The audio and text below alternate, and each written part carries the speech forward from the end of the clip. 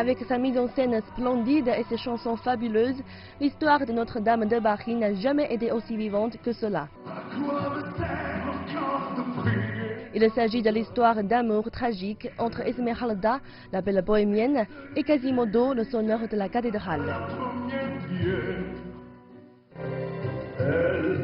Daniel Lavoie, le fameux chanteur canadien, incarnait le prêtre Frollo dans la première version de Notre-Dame de Paris en 1978.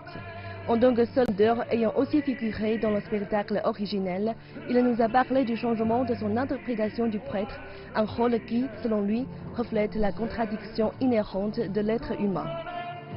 Je ne le joue pas comme je le jouais il y a 20 ans, parce qu'il y a 20 ans, je voyais le monde et la perspective, je voyais le monde de là d'un homme de 50 ans.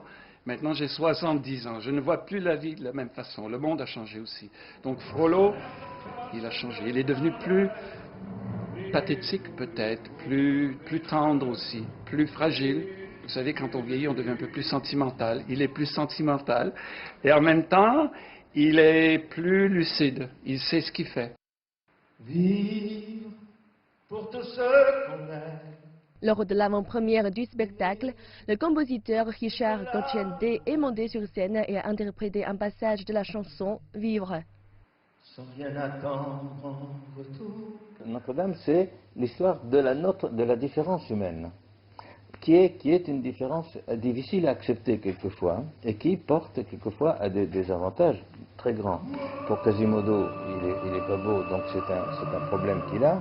Il y a le problème des immigrés, il y a la différence de Frollo, la différence d'aimer une femme quand lui, il ne devrait pas aimer. Alors, tout ça, c'est des avantages de vie, hein, qui peuvent être très, très négatifs dans la vie. Mais en tant qu'artiste, il faut vivre ces différences. Ce n'est pas la première fois que Notre-Dame de Paris est jouée en Chine.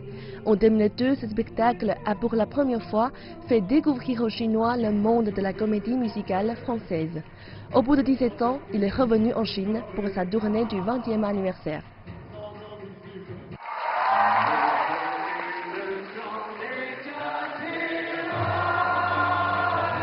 À la fin de l'avant-première, les chanteurs et les spectateurs ont chanté ensemble la chanson d'ouverture en français, ce qui prouve la remarquable popularité du spectacle et de ses chansons auprès du public chinois.